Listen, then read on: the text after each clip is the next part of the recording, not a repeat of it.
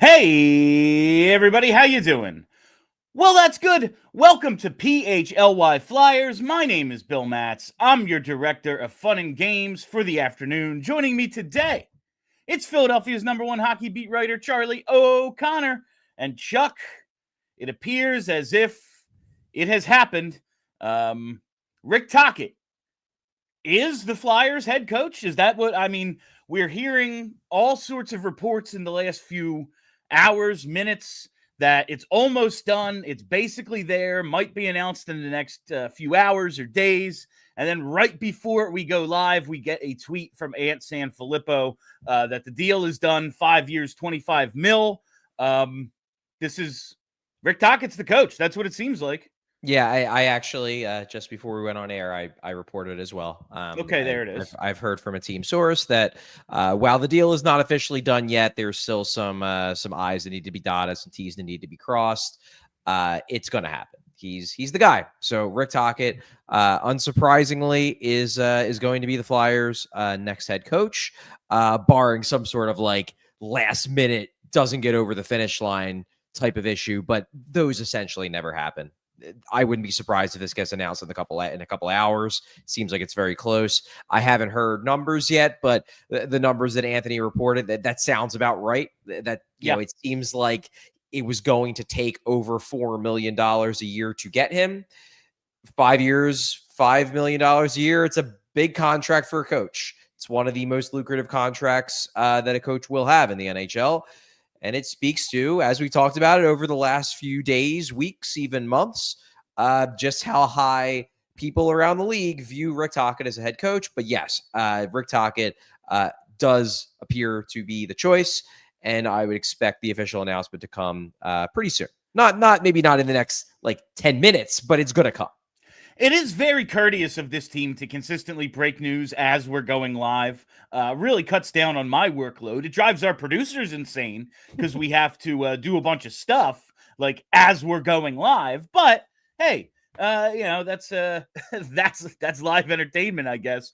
So this all started really yesterday with the tweets from Dreger saying, "Oh, it looks like Tocchet's going to be named as a coach soon. Flyers are going to want to be aggressive, but Seattle and Boston are in the mix."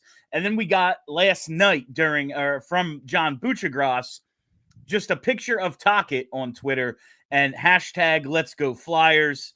And then today we get from Friedman, from LeBrun, from Sarah Volley, from all of that, like, oh yeah, it looks like it's happening. And now the report that he is signed. This was very, that Elliot Friedman, not sure of the timing, but it's coming today. I think he was the first one today. Then you had the Deluge, and then you have the local beats, myself included, confirming that it's happening. So it's Rick Tocchet. The coach is Rick Tocchet. The coach is going to be Rick Tocchet, and honestly, we had the show a couple of what was it, last week maybe, where it was just like inevitable. Like, is Rick Tocchet inevitable? And it kind of felt that way. You started to hear, oh, maybe he's going to stay at TNT. Maybe the right situation isn't quite out there for him. Seattle's really interested. Maybe they're going to throw a big bag of money out there. Boston loves him, but we've heard Boston doesn't really like to ante up for coaches. And when you see 5 years, $5 million a year, like, maybe that was just a little out of their price range, but here it is. Rick Tocchet is the Philadelphia Flyers head coach, Charlie. Going back to those discussions about is it inevitable, and hell, going back to when you were talking about this in the winter, was there ever another candidate? Like, we heard they called Ferschweiler. We know that they had Bradshaw as like okay, if we don't get our other targets, maybe we give him a shot. We want to keep him in some capacity. We don't really know which. Do you think there was ever serious consideration to anyone but Tocchet once Tocchet said he was interested in the gig? Well, once Tocchet said he was interested in the gig, probably not. I think really there were two pivot points here that needed to go the Flyers' way before they got Rick Tocchet, and there was no guarantee that either one of those pivot points were going to go the Flyers' way. So I don't believe they just passed on having a coaching search because it's like, well, obviously we're going to get Tocchet. Like, I think the interviews were real. My understanding is they legitimately consider Bradshaw. I really hope that means that he sticks around. But again, they just paid Rick Tocchet 5 years, $5 million a year. If Rick Tocchet doesn't want to keep Brad Shaw, I guess they won't keep Brad Shaw. We'll see. But I know they like him. I know he was part of it. They interviewed for Schweiler. I think Jay Woodcroft was involved as well, who was a preferred choice of mine, I would say. I think the pivot point number one was they didn't know how the Vancouver thing was going to go. They thought that Tocchet was going to ultimately leave because that was the hockey scuttlebutt. Tocchet talks to people in the Flyers organization. I know that for a fact. And the sense I got over the final couple months of the year was that if Tocchet could find a way out, he was going to leave. He did not want to be in Vancouver anymore. But then I think Tocchet started to seriously consider the possibility of staying. He has ties there. He has players in that team that he loves. Quinn Hughes advocated for him. Vancouver was willing to pay him a lot of money. I think he seriously considered staying, but I think ultimately he went back to the reasoning that he had in March and April as to why he was thinking like, oh, I don't really want to be here. My 1C, I don't think he's a winner. The ownership's kind of a mess. They don't have a practice facility. I need to get out of here. And I know I can go to Philly because Philly is run by my friends. And I think I will be a fit there. I know that I'm a cultural fit there, to be sure. So that was pivot point number one. Then pivot point number two, which I think is the big reason why this took longer than maybe it would have otherwise, is it does seem like Tocchet very seriously considered going back to television. Now, perhaps that was a negotiating tactic. Perhaps that was always just a way for Tocchet to drive the price up because, look, I'm not going to begrudge him wanting to make as much money as possible. Of course. And, if by going right from Vancouver to Philly would have gotten him $3.5 million a year and then saying, well, I might go to TNT, gets him up to $5 million a year. You know what? It ain't my money. Good for you, Rick. You played the system well. But I do believe, based on the amount of people that said it, that he was at least seriously considering going back to television. It is an easier gig. It seems like TNT was offering him a pretty lucrative package. So that, I think, was the second pivot point. Once he made the decision, I want to be a coach, it seems like that pivot point probably happened sometime either early yesterday or the day before, because the Dreger tweet, and I said this on yesterday's show, the big news out of that Dreger tweet to me was less Flyers and more Tocchet is going to be coaching. Yeah. Because that was the question. It was, is he going to go back to TV or stay at TV, or is he going to be a head coach? And I think dating back to February, the assumption was if Tocchet hit the market and was going to coach, it was probably going to be in Philly. Once it became clear he was on the market and was willing to be a head coach, then things got going real quick. So the short answer is, I think Tocchet was always their top choice, but I do think that it took time for them to be certain that he was actually available to them. Once it became clear he was available to them and the only sticking point was money, well, they got Comcast money behind them. They were always going to pay him what it took to get him here. That's it always seemed to me like, now maybe, they don't want to pay him $10 million or something, but like if this was, yeah, he wants to be a part of this Flyers thing, but hey man, Seattle, he knows Ron Francis, Pittsburgh, he knows everybody there, Boston, like if this comes down to, well, we can pay the most, like, oh, we're going to do it. The Flyers are going to get this done. I think it was the Dreger tweet where it's like, the Flyers want to be aggressive. Like, that read to me like, yeah, the Flyers are willing to meet any other offer. Like, yeah. That's what it sounded to me like. And listen, if they have the conviction that this is the dude, this is, as you've said so many times, the upside of the corporate entity ownership, mega corporation of Comcast. Like, it's not as if they have an unlimited budget. I'm not saying, but if they wanted to, they could spend as much or more than anybody. You know, like they very much have the means to do so if they felt it necessary. And it seems as if so, because $5 million is quite a freaking bit of money for a head coach, especially one who has never won a Stanley Cup. All right, Charlie. What do we want to do? Let's talk about the reaction first, because Okay. this is an interesting thing that we've kind of been going back and forth on, and we try to bring up, like, listen, we are super hardcore on our listenership, super hardcore fans, and many of the online variety on Twitter, social media, follow the team, follow the conversation, know about all the prospects, all that's, you know, who they could draft at 23, all that crazy crap. And the response to the idea of Tocchet has been overwhelmingly kind of negative from what I would say is, if not our core audience, the audience we hear most from, the loudest portion of our audience. Yes. But Rick Tocchet was going to be heavily pursued by any number of teams, as we've seen, who were looking for a head coach. There are a lot of vacancies, and I bet if Rick Tocchet came to any of those teams and was like, I want to coach your team, they'd be like, oh, how do we make that work?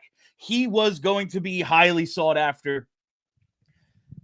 What do you think the response is from the 20,000 people in the building? Like, do you think they are overwhelmingly pro Tocchet? Like, I know what I think and Kelly thinks and a lot of our audience, but I very much know that. yeah, like the other part of this fan base that maybe we personally don't hear from as much. Do you think this is a victory? I think that a lot of the older fans will be much more positively predisposed towards this hire than the younger fans. And again, I spoke of this a few weeks ago about not necessarily the disconnect, but just the fact that unless you watch Tocchet in the 80s into the early 90s, and a lot of us did not, you know, a lot of the people that watched the show did not. Tocchet is just a guy who was good for the Flyers years ago. He is like Wayne Simmons on steroids for people who are, let's say, like 45 and older. He is like the epitome of what it means to be a Flyer in terms of what he did on the ice. Now, there's a difference between what a guy does on the ice and what he does as a coach, to be sure.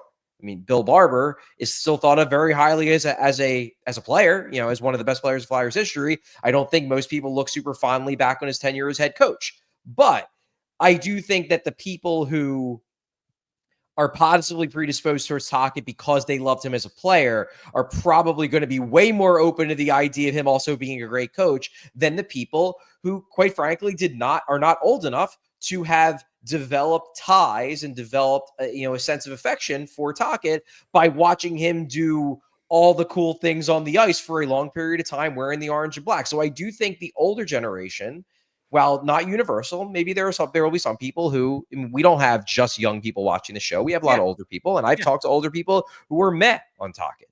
But I do think that the approval rating for the Tocchet hire will probably be higher for the 45 and up age range than it is for the 35 and younger age range. I think that is absolutely true. And it is fair to point out the 45 and up age range buys most of the season tickets. That is always a consideration. And like, I guess outside of Mike Sullivan, like if it's like talking about the perception of the organization, outside of Mike Sullivan, a legitimate, back-to-back cup winner, Rick Tocchet was the number one coach on the market. And like Sullivan, Rangers, like that was over in a day. Like, was he even actually fired or let go or parted ways or whatever the hell you want to talk about? It was pretty quick. It was about 48 hours. Like, was it even actually official that he wasn't a Penguin anymore and he was hired by the Rangers? So like, I don't even know if we can say he was ever on the market, So, but outside of Sullivan, Tocchet was the number one coach available. He was the guy who everyone kind of, okay, yeah, this is like I said, he's going to be highly sought after. Perception of the organization. This is a win, right?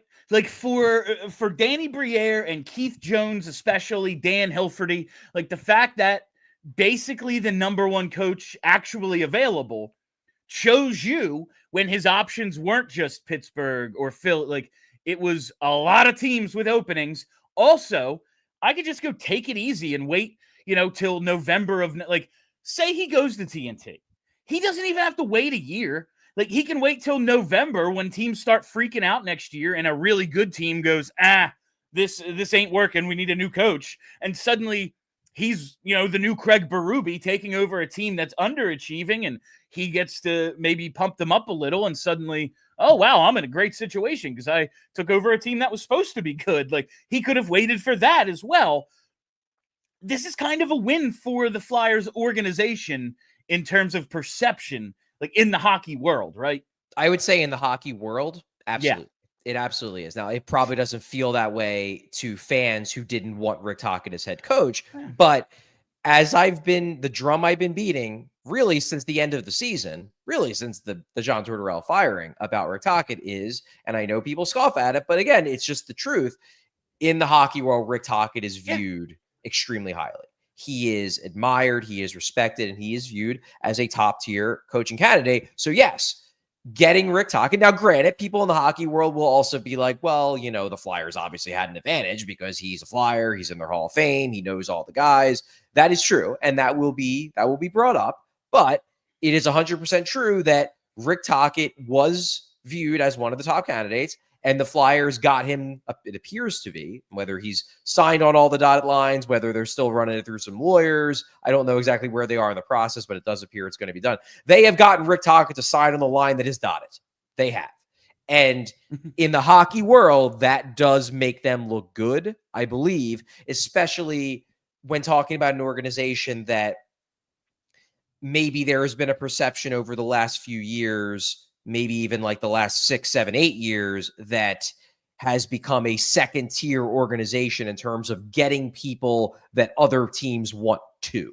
So I do believe that is true, that in the hockey world, this will be viewed, if not as a coup, definitely as a win for the Philadelphia Flyers that they got Rick Tocchet. Absolutely. Now, maybe this was just always, I want to coach the Philadelphia Flyers. Like, Rick Tocchet wanted this job, and as long as the offer was, commensurate with everything else out there, like, okay, like all things being equal, I want to be the Flyers head coach, whatever. Like, maybe that's the case. But we talked about his resume yesterday, and we've gone into all that. Rick Tocchet has legitimately made the playoffs, like an 18 playoff, one time as a head coach.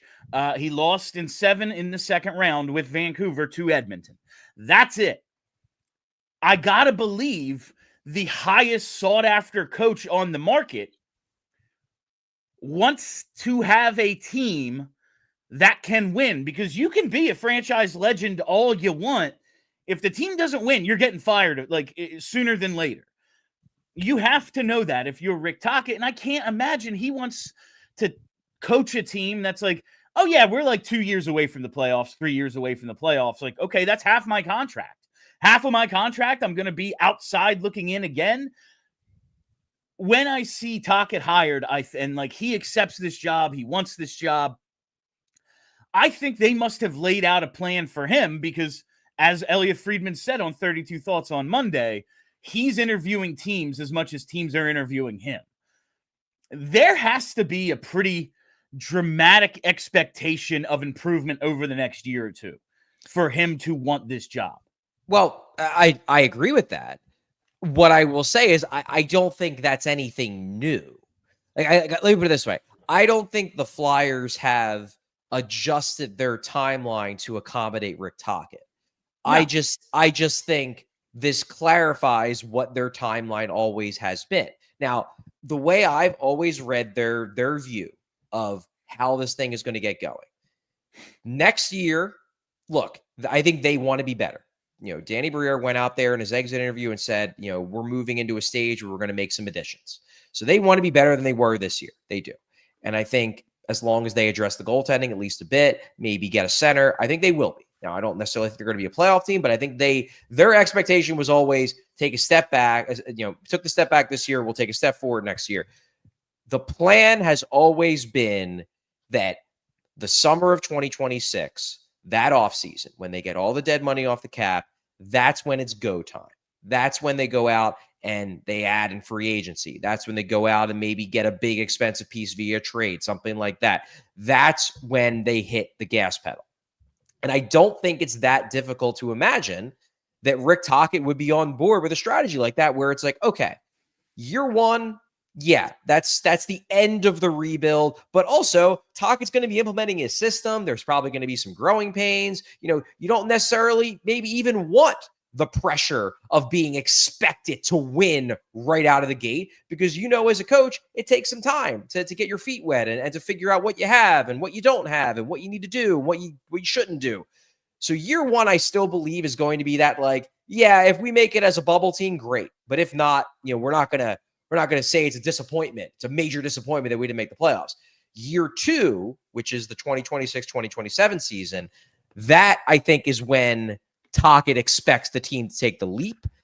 And I think Tocchet is going to be fine waiting 1 year, because it probably lines up with the realities of coaching. And it lines up with the Flyers' pre-existing view of the fact that year two of the Tocchet tenure is when we were always planning to really kick this into overdrive. Now, it doesn't mean that in year two they're going to be a cup contender, but it does mean by year two, I think they expect to be competing for playoff spots and making the playoffs. And I think Tocchet is fine with that timeline, because he'll look at it as, all right, year one, that's the year where I figure things out. Year two, we make the playoffs. Year three, year four, year five of this contract, those are the years where I think I'm a good enough coach that I could turn this team into a contender. Now, is he capable of that? I guess we'll see.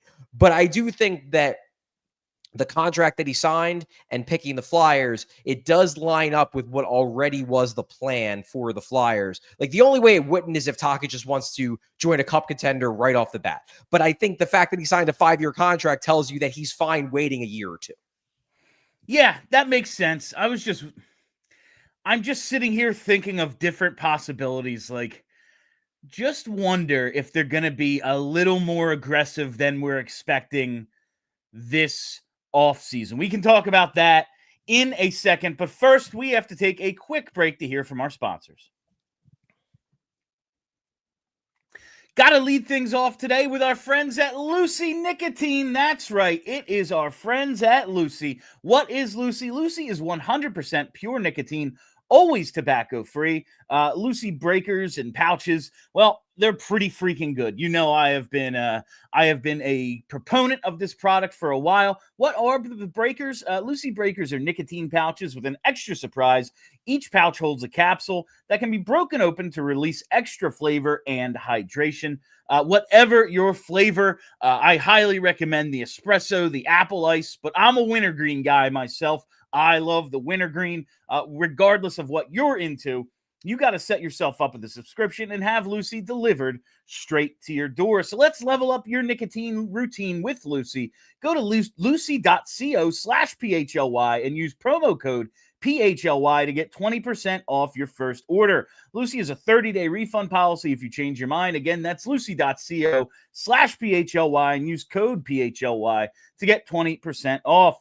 And here comes that fine print. Lucy products are only for adults of legal age, and every order is age verified. Warning, this product contains nicotine. Nicotine is an addictive chemical. And while we are here, we have to talk about, as I'm trying to get through this here, TrueMark Financial. That's right, TrueMark Financial Credit Union.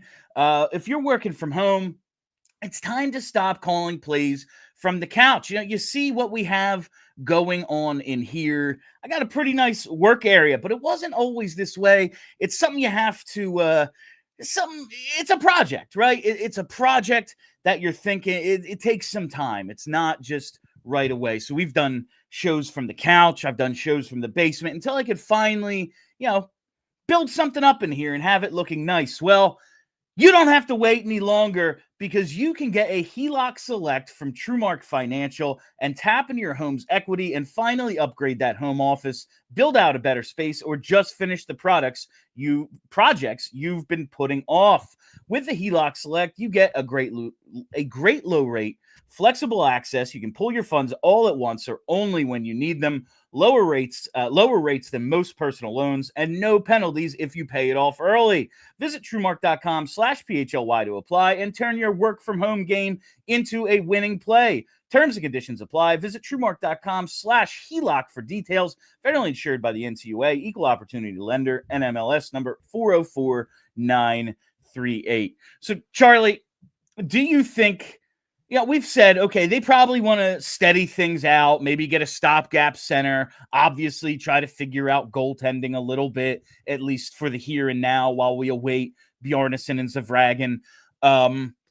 Do you think they could be a little more aggressive because of this hire this offseason, or you think the plan remains the same? Frankly, no. But like that doesn't necessarily mean that they're not going to make moves. It just means that I don't think this affects it at all. Like if they were to go out and trade for Gabe Vilardi or something like that, I don't think it's that they did it because they hired Rick Tocchet. I think it's that they did it because they were always considering doing it. It was already a possibility, and they worked out a deal. They successfully made a trade. But I don't buy the argument that they're going to be dramatically more aggressive because they hired Tocchet as opposed to hiring Jay Woodcroft or sticking with Brad Shaw. I just don't think that's a thing, because I always think the plan this offseason was, let's try to make ads if we can. Next offseason is going to be the offseason where it's, let's go sign somebody. Let's go signify that we're still the Flyers. And I do believe, and look, I don't think Rick Tocchet is the kind of coach that every player in the league is like, what my dream is to play for Rick Tocchet. I don't think it's that. But I do believe that Rick Tocchet is not a guy that many people have on their I won't play for him list. Yeah.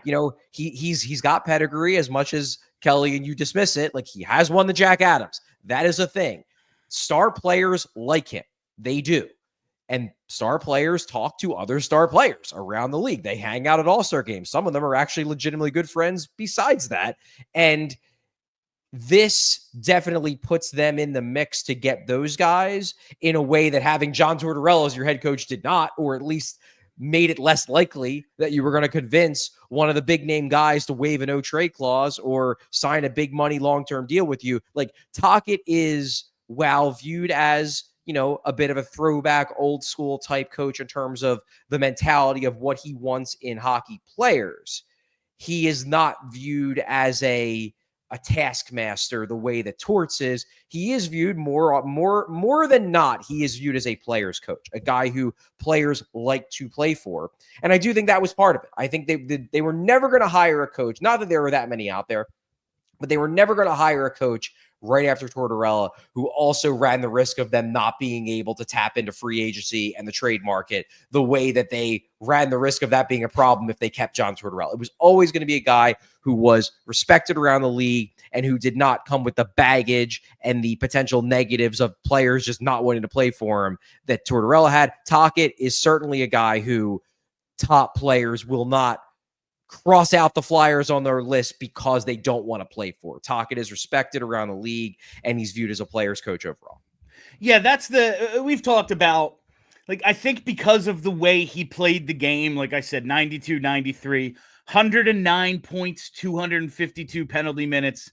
He had 10 years, at least a whole bunch, more than 10 years, over 130 penalty minutes.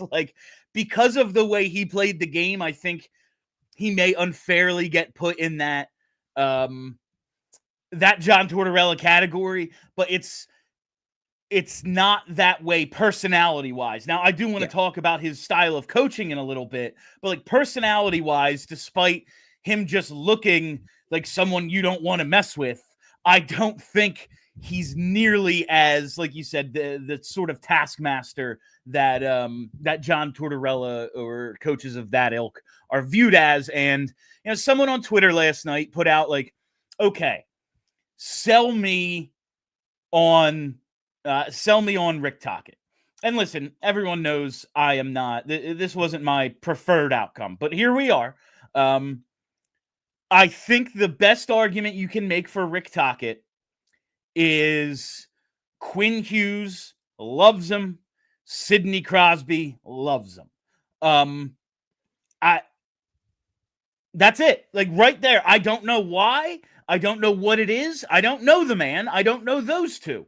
But I just named two abso-freaking-lutely outstanding players, two of the best players in the league right now and of their eras, that absolutely love this dude. Now, does that mean he's a great coach or they just like him personally? I have no idea. I do know that like anything that doesn't involve winning, I don't think Sidney Crosby really cares all that much about in the world whatsoever. So It's like true. he must think of him as a decent enough coach, although he only had him as an assistant. I think that is the case, but his actual coaching style, Charlie, this is kind of the thing.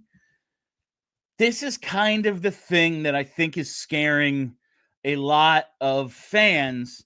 The idea of kind of diminishing players' creativity, wanting them to play a dump and chase north-south style game, focus on defense, not really create a ton in the offensive zone.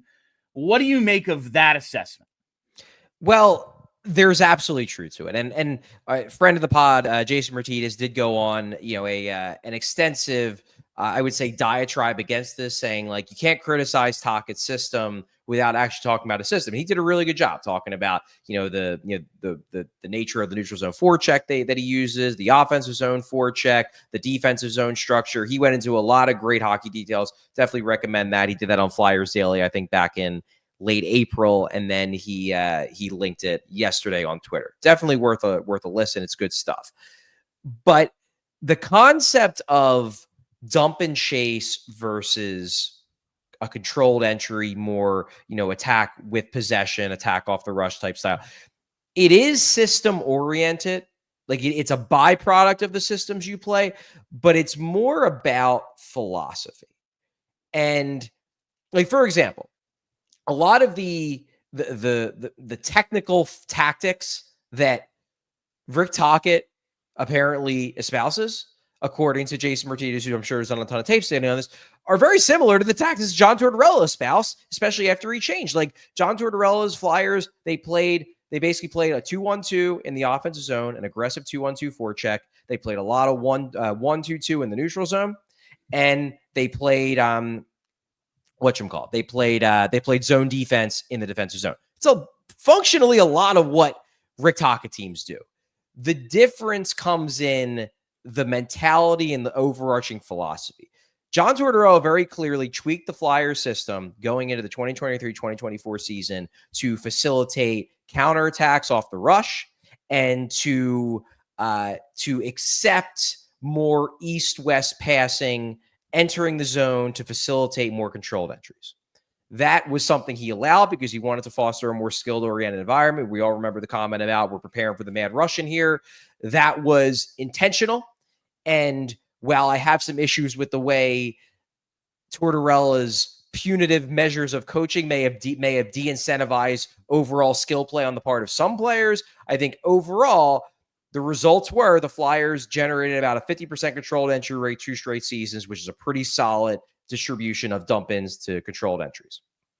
Rick Tocchet, on the other hand, all my understanding, it's not that he isn't capable of teaching different neutral zone forechecks or different offensive zone forechecks. I'm sure he is. He's very clearly a smart guy. But it does seem like the overarching philosophy of Rick Tocchet in terms of the way he thinks hockey should be played in order to win both in the regular season and in the playoffs is to play a very extreme north-south style, is to get the puck out of the defensive zone as quickly as possible and to get the puck up ice as quickly as possible. And if that is your overarching philosophy, it is going to naturally lend itself to more dump-ins because it's easier to get the puck up ice quick and dump it in the offensive zone than it is to set up controlled entries by having, drop passes and east-west feeds and things like that. It's just a natural byproduct of what seems like to be one of Tocchet's overarching beliefs about the way 5-on-5 hockey should be played. Now, maybe that's the right way. It might be. I mean, Florida Panthers are a heavy dump and chase team. They're real good. Carolina Hurricanes, heavy dump and chase team. They're real good. The Hurricanes, honestly, they are similar in that they want to play an extreme north-south game. So maybe that is the right way. But it is a change from what the Flyers have been doing. If the Flyers do, and I'm going to bring up this chart that I had in one of my articles back in late April of the history of Rick Tocchet's teams in terms of what we have in the public sphere about controlled entry rate. Now, again, as I said, the Flyers over the last couple of years are around the 50% range.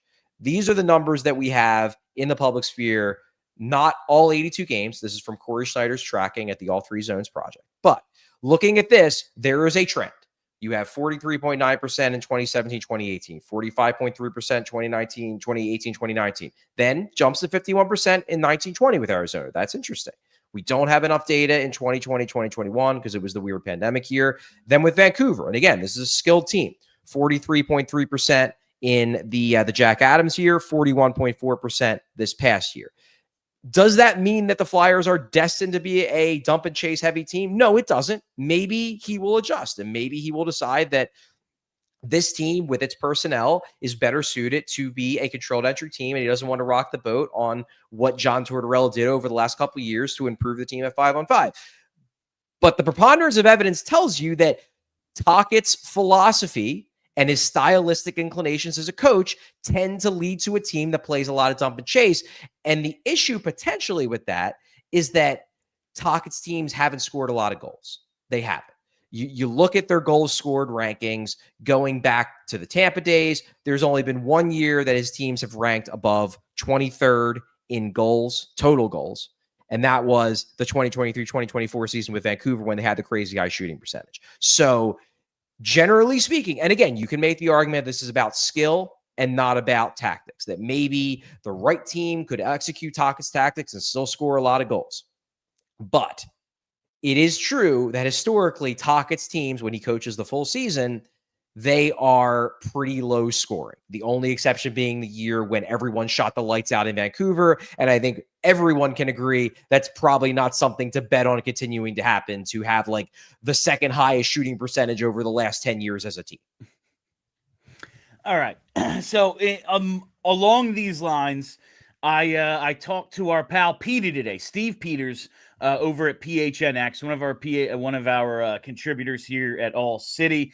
He was a longtime video coach in Arizona. He spent 3 of Tocchet's 4 years there, overlapping with him. So he's very familiar with Rick Tocchet. And yes, I sent him this tweet, and I wanted just his response from it. And it's from someone on Canucks Twitter, I guess, Taj. And it said, Tocchet said Elias Pettersson likes to regroup and slow the game down, but they want him to play a more North style and are trying to reprogram his brain. Mentions he's doing better recently. Like, so this comes, and this is kind of got cycled around last night. Like, oh, he de-incentivizes skill and all that. So, and I want to have PD on soon. I want to, I do too. Maybe some video breakdowns as well. Those have done well for us in the past. People really seem to like those, breaking down the X's and O's. But I really just want to talk to him about Tocchet as a coach. But I texted with him today as this appeared imminent, and his response was, Tocchet just wants to play fast. He still wants and expects people to play like Sidney Crosby and Evgeny Malkin. He's definitely not trying to create third-line checkers. He appreciates skill. He wants skill. He lets creative players be creative. Just do it with pace and get to the net. And that was kind of my thing, like we talked about yesterday with Jake O'Brien. Like, I see him kind of do the circle back thing, and maybe he just slows it down because he can, but it also reminds me a little of Morgan Frost. But maybe he's capable of playing with pace and just hasn't had to yet. And that's kind of my thing. Like, you can be creative and rush your ass to the net. In fact, that was one of John Tortorella's biggest bones to pick with Morgan Frost. Like, dude, you have all this skill. Use it in service of getting to the middle of the ice and creating chances rather than like waiting and circling back and seeing who's available.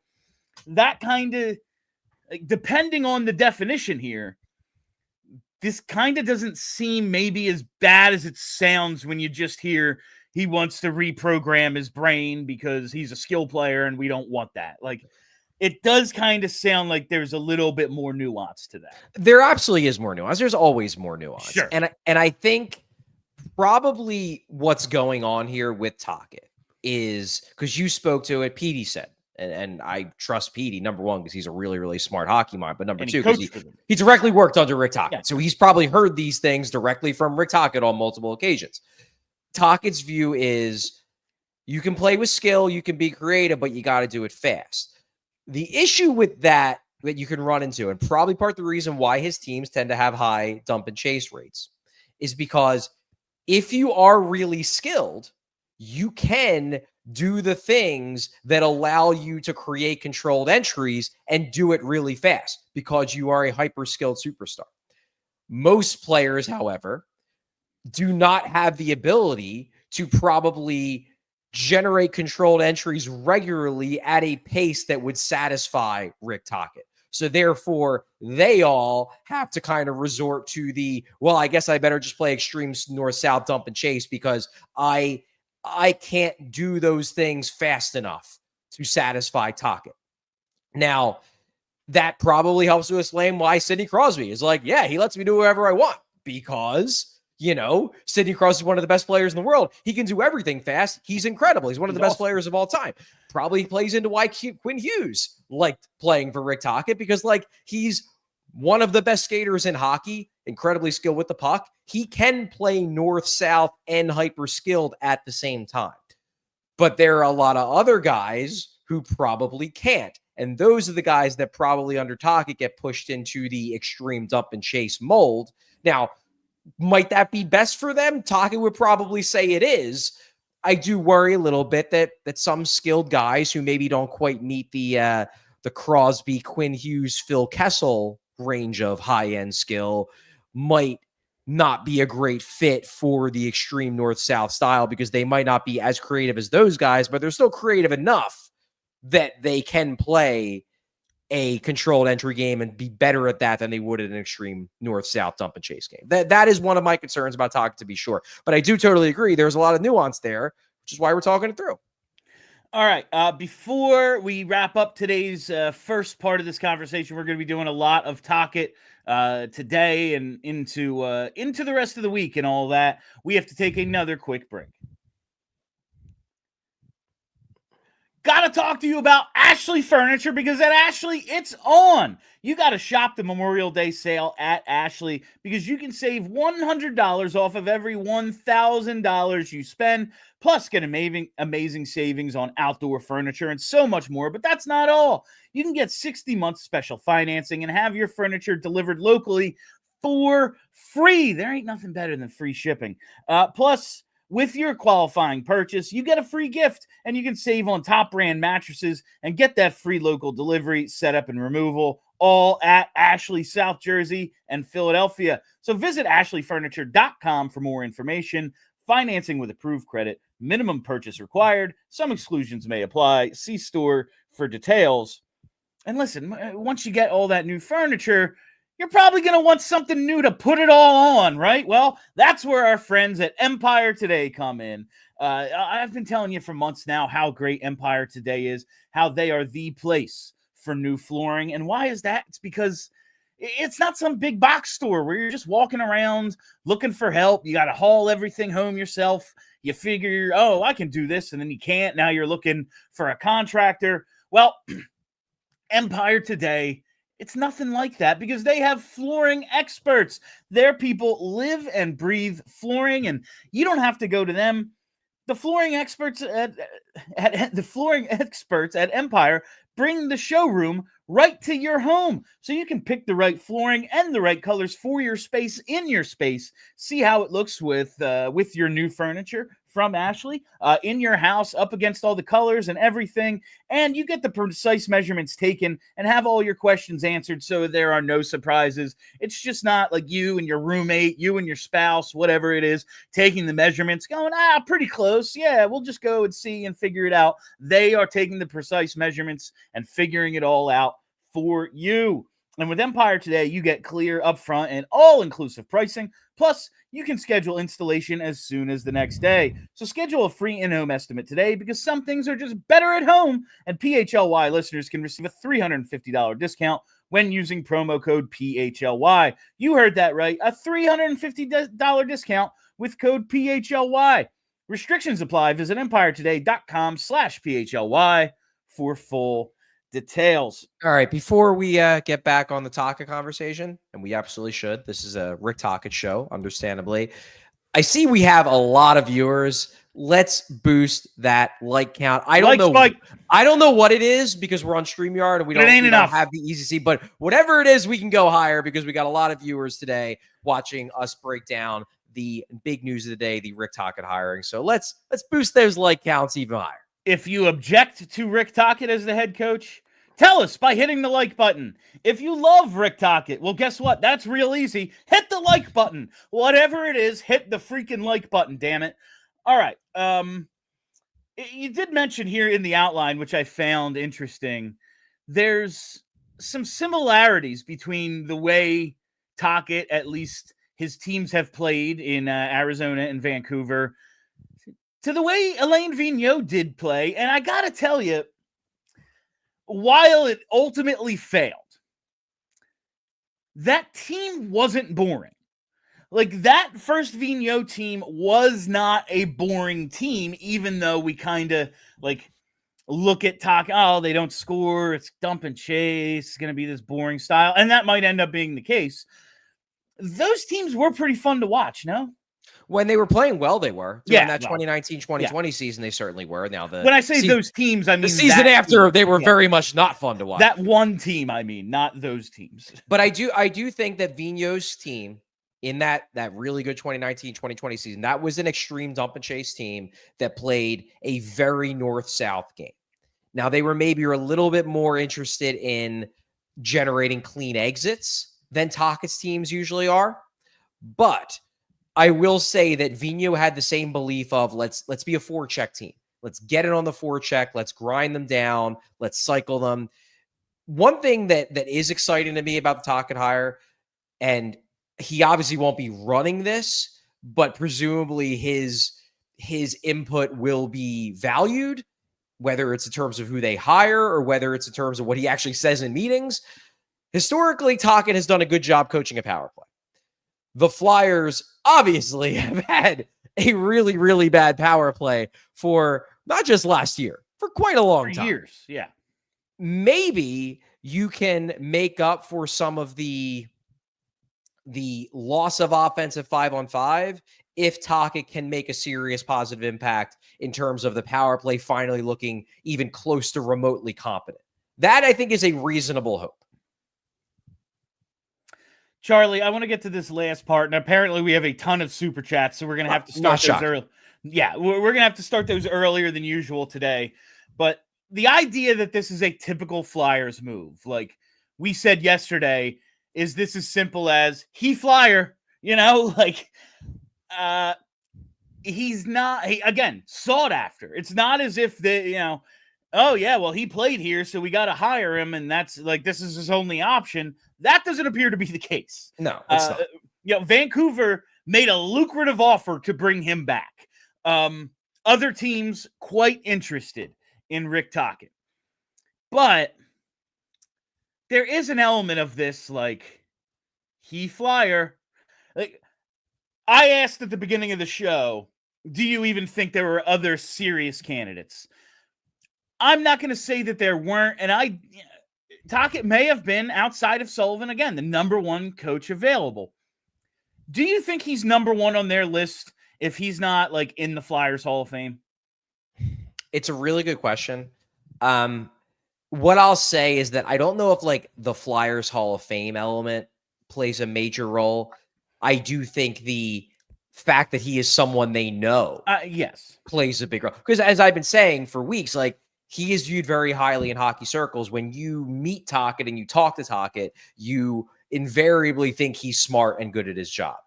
You're now talking about a bunch of guys who have met Tocchet and known Tocchet for decades. So I would expect that they all think he is a really, really, really smart hockey dude. And that surely plays into their view that he will be a really good Flyers coach, because going back years, they have thought very highly of him and his overall tactical and motivational acumen. They have long thought highly of him. Now, if he was, the enforcer for the St. Louis Blues and had a long-standing history with that franchise, like, yeah, they might respect him. And maybe if he had the exact same track record, he would be on their list. but they may not know him as well as they know Rick Tocchet because of the Flyers connection. I mean, even like Danny Briere, they played together in Arizona for more than one season, like one full season really for Briere, but like they were together a while. They knew each other going all the way back to the Coyotes. Jonesy, they played together on that 2000 team when Tocchet came back for his second stint as a Philadelphia Flyer as an acquisition. And of course, Jonesy, like he knows everybody. He's been in the media. Tocchett's been around forever. And from what we've heard, likes to talk to the media. Like there are some long-standing relationships here. And it does kind of feel like this is an alumni gathering at this point. Like the entire team is basically made up of former Flyers. Like the entire leadership of the organization is former Flyers. I get wanting to work with people with whom you are familiar and with whom your fan base is familiar. But does it have to be literally everybody? Yeah, and that's a lot of the grumbling I do see on social media, where it seems like the go-to. Like I'm literally looking at Twitter right now, and I'm seeing someone say this to me. That sent me this like 2 minutes ago, which is they told us it was a new era of Orange, and all they're doing is hiring former Flyers. And seeing a lot of that. And you know what? That is a fair criticism. It is, because now you suddenly ended up with a brain trust that is, obviously Danny's a former Flyer. Obviously Jones is a former Flyer. Tocchet's a former Flyer. Some of their first hires when they took over were, guys like John LeClaire and Patrick Sharp. And the thing is, like, I grew up with these guys. With the exception of Tocchet, I grew up watching these guys and liking them as players, to be sure. And I know most of them now, and I like them as people. I think they're good people. But it's a lot. It's a lot of former Flyers. And like sometimes I wonder when I'm thinking about this, like, am I making too big of a deal out of it? Is this just a like millennial Flyers fan grumble rather than something that like everyone else in the hockey world takes note of and is kind of like raising their eyebrows at? But then I read quotes from articles that are done by national writers, namely ESPN's Greg Wyshynski. This was back on April 25th. So this was long before Tocchet was a formality. He was still just a possibility.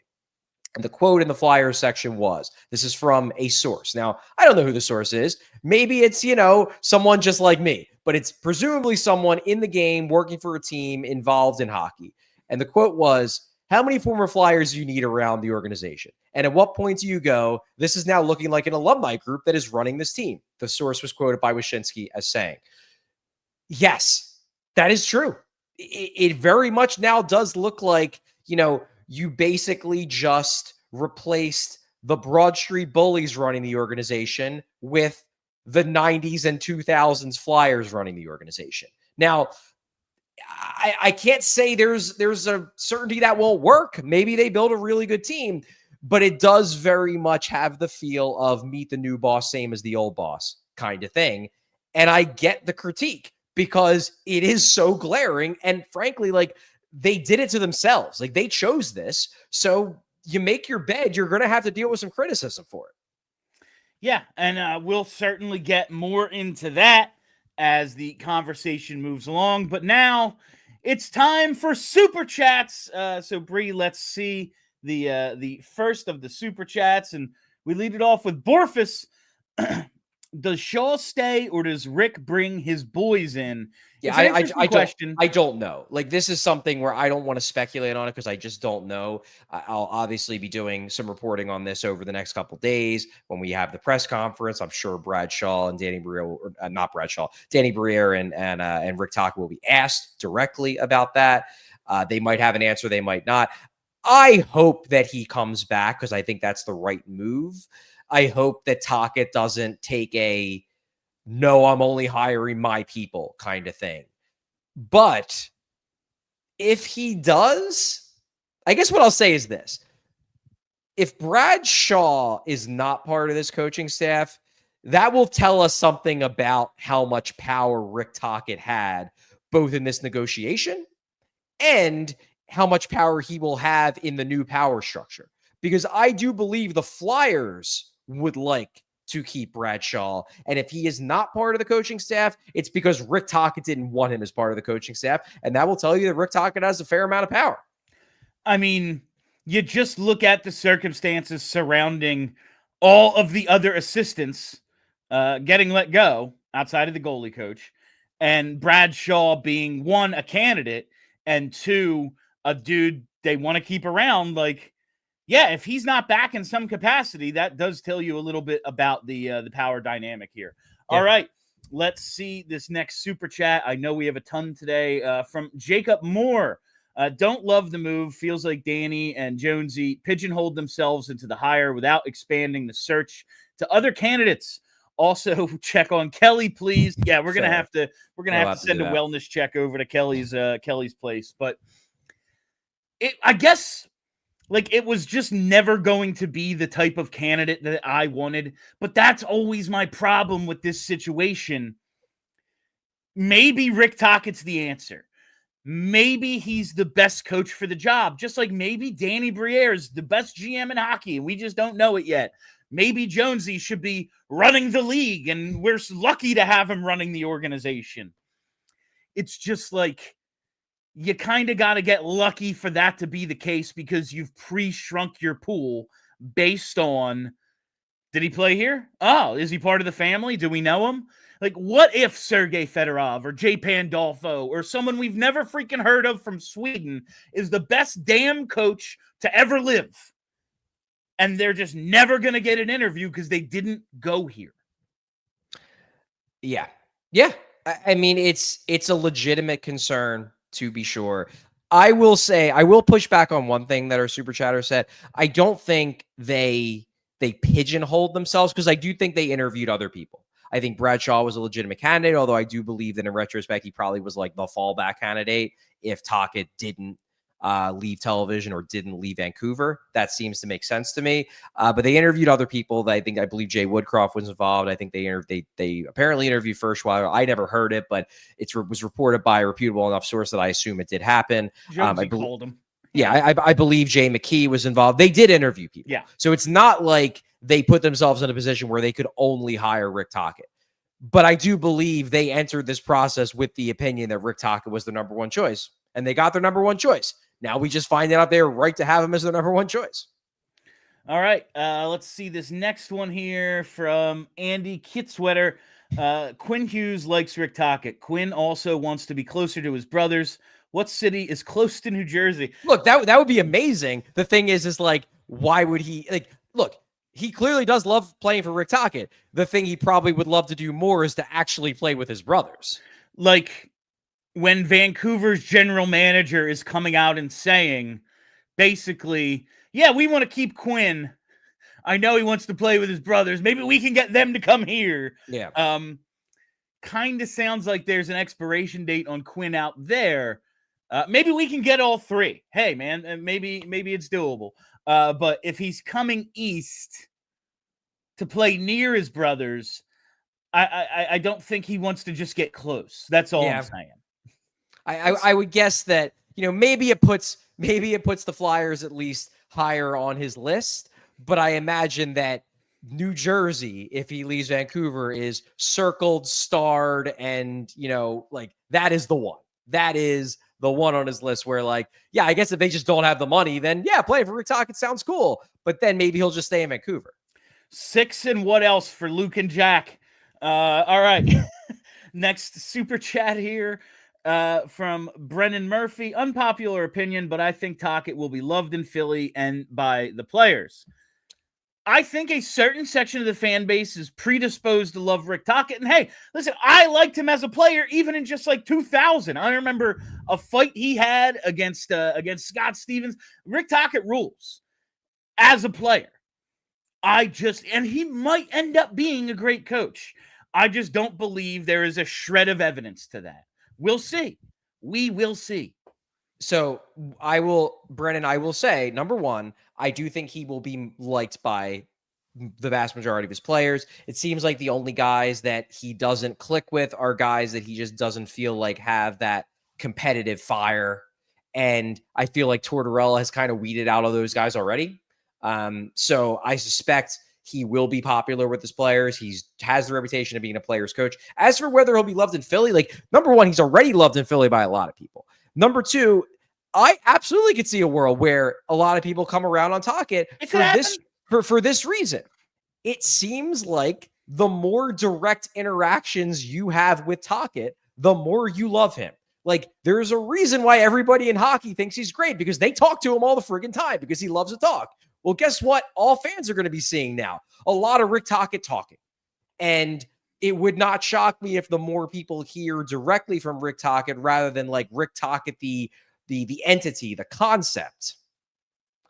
And we're going to overtime, I guess. And all right, cool. We're obviously headed to overtime. Go to allphly.com to continue watching the show if you're one of our TV viewers. Yeah, I mean, listen, Tocchet, I don't want this, even though I am not enthused by the move. I don't want it to, I want it to work. I would love to be wrong, and I'm wrong about stuff all the freaking time. I would love for this to be one of those things I'm wrong about, that he's overrated as a coach. Maybe he's maybe we don't have any idea how good he is because of the circumstances of the teams he's coached. But we'll see. We'll just see. Hopefully I'm wrong. That would be dope. All right, this next one here, because we have a ton to get through today. From J.E. Frucione. Gents, what are your thoughts on Tocchet as a coach for Mishkov and who he might prefer to draft? Personally, if we can't get Higgins, I want to take a shot with McQueen. Who do you think he'd prefer? That's a great question. Coach for Mishkov, I think they're going to get along swimmingly because, as we said with Tortorella, like, that competitive fire, and willingness to be coached because you want to be freaking great the way he does. Like, it is Matvei Mishkov's goal to be the best player in the league, and he thinks the coaching can get him there. And we know how competitive he is. We know how tough he is. I think that's going to be cool. In terms of the draft, that's one of those things. Well, I wonder how much input Rick Tocchet is going to have. But at 5 years, $25 million, you got it. Like, that is more than John Tortorella got, like, considerably more. It is. It's what Alain Vigneault got. So here's my answer to that question. Now, I don't know how much input Rick Tocchet's going to have on the draft. I will tell you how much input I think he should have on the draft. Zero. And I will tell you why. Because coaches don't last long. No. And there is a very good chance that the guy who they take might only spend like half a season coached by Rick Tocchet. Like, the average length of time coaches last is like between 2 and 3 seasons. And we already know that unless they get Michael Misa or Matthew Schaefer, highly unlikely on both counts, the guy probably isn't jumping to the NHL in year 1. So we're talking year 2. I don't think the coach, given that reality, should have much input at all on who they take. That said, if he does, the one guy who jumps out at me as somebody who I think he would like a lot would be Kyle Desnoyers. I think the competitiveness, I think the hockey IQ, I think the upside in terms of physicality and just the general mentality that he appears to have. I think that's something that that Rick Tocchet would like a lot. But I don't think he should have any input because I don't think coaches really should, unless you have unless you have like a Jared Bednar, who very clearly is going to be a lifer in where he is, like, then sure. But otherwise, I wouldn't include the coach in draft decisions all that much. I really wouldn't. I will say, just real quick, because he mentioned Roger McQueen, that was supposed to be a major part of today's show, and then obviously all this happened. So we'll, as Charlie said, fire that bullet another day, which I just found hilarious because McQueen. But I'm coming around on maybe taking him at 6. But we'll get into that on a later date. All right, next super chat here from Joe Rockhead. Love this hire. Relax. Just need some patience. We're not winning right away. Well, it's only been 50 years. I guess we should all calm down. And also, I mean, in fairness, if the Flyers are not winning right away and we just need some patience, like, why did you hire a 61-year-old? Well, I mean, if their plan is to not win, he's got a lot of experience in that. So. I think hiring a 61-year-old tells you that they want to win. That maybe not next season. I don't think that's the expectation. But as I laid out earlier, I think they have very much designs on being a playoff team by year 2 of the Tocchet tenure, which does line up with his age. But I don't buy the relax, be patient. They're not going to win for a while, because if that was the case, then you should have hired somebody in his 40s. Just saying. All right, let's see the next one here. It's from PS.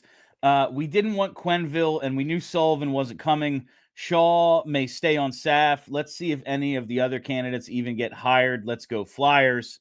Yeah, I mean, I think Woodcroft will get hired by somebody. I would say Woodcroft will. I wonder if Ferschweiler, if this was one of them. I don't think he will. Yeah, maybe that was one of those because of our connection. Yeah, we'll see. It sounds like Mitch Love is generating a fair amount of interest. Yeah. Whether he will be a hire or that's something that'll happen a year or 2 down the road, I don't know. But I do believe at some point he's going to end up behind an NHL bench as the head man. I don't know whether it happens this summer or not, but based on what Elliot Friedman said on this morning's 32 Thoughts, it seems like he will have some options, I believe was the terminology that Friedman used. So I do think that guys that they were interested in, or at least guys who were linked to them at one point or another, I think they will pop up. But we'll see. See how it plays out. All right, next one here from Via Negativa. In order to get him on board to believe in the vision, would Danny be telling him specific moves they're anticipating making in the interview process? Well, I think he'll tell him in general terms what positions they're looking to upgrade, what general moves they're looking to make. But what you have to understand is no, Danny Briere is not telling Rick Tocchet yeah, don't worry, in a month we're going to have Gabe Velarde, or in a month or in next year we're going to have Connor McDavid or whatever. He's not telling him that because he doesn't know. If he knew, he would have done the move. So if they're telling Tocchet anything, it's more in terms of general plans to fill holes rather than they're keeping secret this big, plan with specific names on the board. And until he signs, all right, we told him we're going to go get Mason McTavish. And now Tocchet goes, you know what? I'm going to Pittsburgh. Well, Pittsburgh now has our plans, you know? True. So I don't think it's that, but I do think there is a timeline laid out of expectations. We're going to be aggressive in this market, and then we're going to a building process more so than any specific thing, at least until he signs on the dotted line, or you're pretty confident that he ain't leaving the room before he gets the title of head coach. Yeah, that's all right. Next one here from Peel and Onions. Do we think retaining Shaw was a condition? Well, we'll find out. Yeah, we'll find out. I don't know. More things may have happened in the last hour and 8 minutes because we've been talking to you. But we don't have any information on that. We will see. All right. From Flyers Chirp. I don't know if we are ready draft-wise to swing big in 2026. If we hire Tocchet, then draft Martin. I would be lying if I said it wasn't a worry. Let's go Flyers. It would very much, if that scenario would very much feel like we're bringing back the good old days. I do. The more I think about this draft and the way I think it might play out, I think the good old days coming back are the spending big trades, free agent sort of thing, and focusing less on prospects. But we'll see. We shall see. There's a really good chance Matvei Michkov is the only awesome player that they draft. That's just my thought right now. All right, from David Shub. With solid goaltending, this team looks totally different. Hoping his league ties pay off. Is Hinkle sharpening her pitchfork today, y'all? Mishkov's ready to party. Jokes aside, I love this show. We didn't even mention the Michkov thing from yesterday, Charlie. He was involved in that single car accident, and it looks like everything's okay. That's the it seems like it was an accident. He's fine. He wasn't driving. It was his rental car. There was some gossip about his passports being held by the rental car company. And look, this is Russian stuff. I'm not going to go too crazy over it. As long as he's not injured and as long as he's not arrested, Matvei, have a good summer. Yeah, that's, We'll okay, from Aviator. New era, same orange. This team is more concerned about building a playoff contender than a cup contender. This team still does not have enough high-end talent to make that pivot this offseason.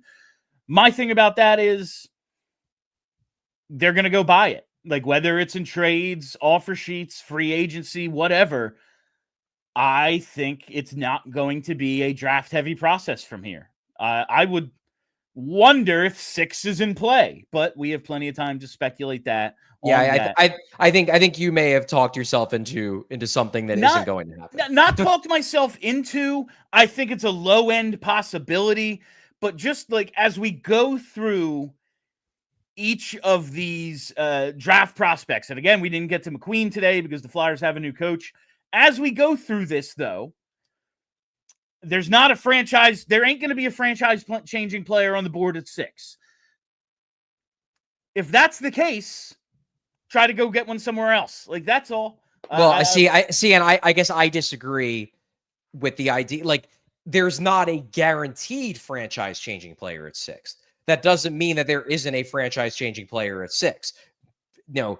The idea of the 2017 draft was that it's not that great of a draft at the top end. And then it turned out that there were franchise-changing players at 3 and 4 at least, and arguably 1 and 5. So I am not ready to say that there is not a franchise-changing player available at 6. You know what? Go find him.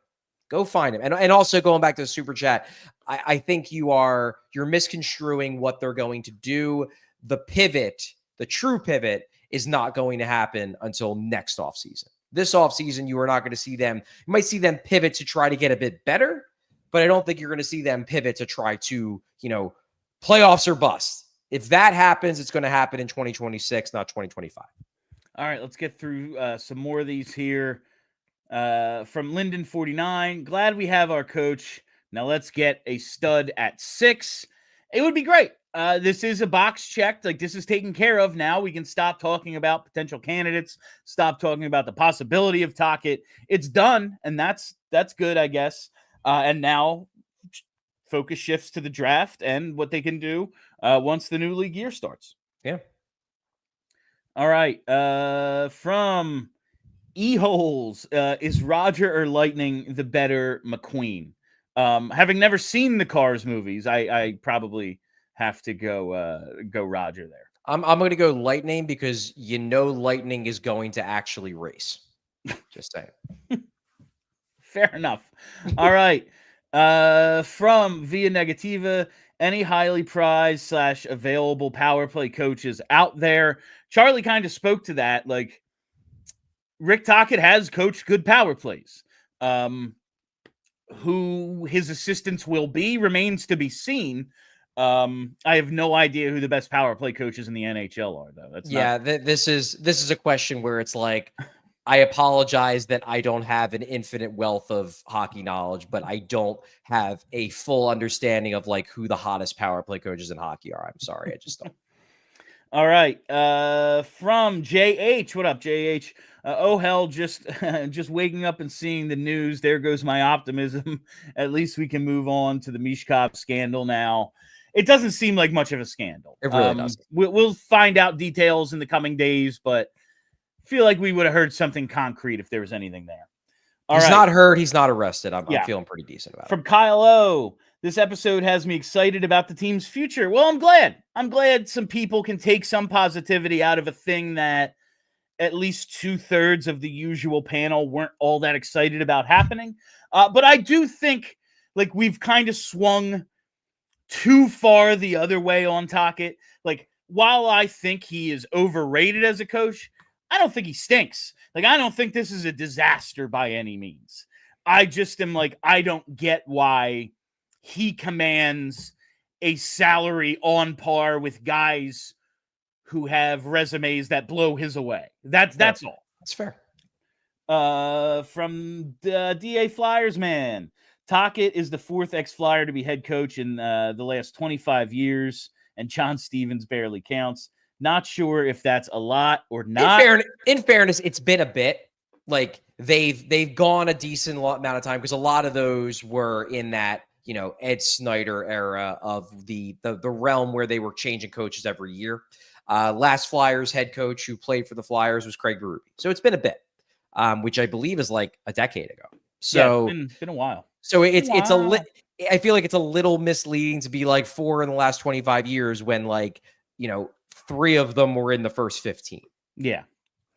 But it's not so much the head coach as it is the organization entirely. I would agree with that. That's kind of the thing here. It's the GM and president already, and then these advisors and these special assistants, like whatever the hell John LeClaire does. Like, it's just kind of everyone except Danny Heatley. Somehow they have Danny Heatley. They got Danny Heatley. If the Flyers GM right now was Eric Tulsky and the president of hockey operations was Doug Wilson, like, I don't know if there would be as much of like, wow, new era of orange, huh? If they went out and hired Rick Tocchet. But because it's like the Flyers guys hired the Flyers guy, you're going to have to deal with that backlash. Yeah. Like, I'm sorry to anybody on the Flyers front office that's watching the show. If they do, like, you're going to have to deal with it. You made your bed. Like, you might think it's unfair, but the reality is, like, you all did play for the team. Can you imagine the online discourse if Tulsky was our GM? Dear Lord. That might get me off of social media entirely. All right. Do we have any more? We do. From our pal Harold, Purple Crayon. Rick Tocchet would love Roger McQueen. Of course, we're bringing it back to Roger McQueen, always. Oh, 5 left. Okay, wow. We have a ton of we're going to go like an hour and a half today. I figured once we got into the super chats, then more people would throw super chats, because that's what always happens when we have like 10 becomes 20. So I figured. Yeah. All right. Roger McQueen. We'll get to him sometime this week, I hope. From Derek Mindler, I believe Tocchet ran a pretty successful power play in Pittsburgh, so perhaps that's a plus he brings to the table. And that's what could be. Listen, it can't get worse. I really don't think it can possibly get worse in year 2 of Matvei Michkov. That's all. Plus, Tocchet, he has had success at this. That's, I guess, another one of those sell me on Tocchet power play. They're better than terrible. All right. From Obi-Wan just says, hey, what's going on, Obi? Hey, Obi. Great to hear from you. Like the people who just jump in to say hi. From Mellerman 4, thanks for talking out all of the feelings, guys. I am now ready to move to acceptance and root for success. Listen, I want it to succeed. I hope it does. And today was going to be like okay, how do we feel about this? How do we feel about that? And I think we accomplished that today. All right, let's move to Slapshot 68. In my opinion, we're likely to only get our 2C this draft. 2026 draft is going to be huge. Bottom out one last season, then start aiming for playoffs after that. Not going to happen. Slapshot. Not going to happen. I wouldn't hold your breath. I guess you should probably be rooting for the Rick Tocchet era to be a total disaster. And it would be like the accidental tank. Because I can tell you, they are not planning to be this bad again next year. That is not the plan. They are going to make some ads. Now, again, like I say this, and then people go so far and like, oh, so they're trying to make the playoffs. Like, no, they're true. They're going to make some ads and they're going to try to get better. They are not shooting to have a top 5 pick. And Rick Tocchet also is not the coach you hire if you are shooting to have a top 5 pick in year 1 of his tenure. That's not the way he coaches. I think at the very least, he will probably, not to say that Tortorella didn't do this, but it wouldn't surprise me if like they're even more defensive next year, and maybe that helps the goalies a little bit. Couldn't hurt. All right. Let's see. The next one from PHLY. Will there be a decision on Lappy now head coach is done with? What decision? He signed to an extension. I don't think they're going to fire him.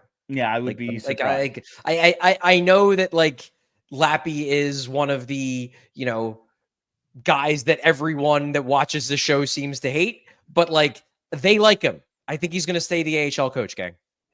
They like him as a developer. I think they know he's not a very good like coach to win a game. X's and O's, yeah. Yeah, like they like the way he communicates the message to the young guys.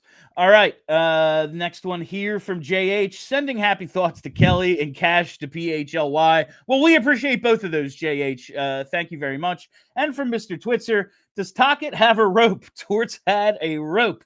looking forward to finding out what the those little quirks and little differences are between the two coaches after living through one. And then Linden 49 just sent, I don't know what a super sticker is. I don't know what a super sticker is. But yeah, I just figured out what super chats are, like, a year ago. So this is something new. All right. That is all the time we have for you on PHLY Flyers today. Thank you all for listening. Thank you for hanging out. If you haven't already, you got to follow us right here on YouTube. Hit that like button. Make sure you hit the reminder bell as well so you get notifications whenever we go live. Follow us on Twitter at PHLY_Flyers, and follow the podcast wherever you get those. Just search PHLY Flyers. That's it. I'm Bill Matz. That's Charlie O'Connor. Till next time, let's go talk it. We all silly like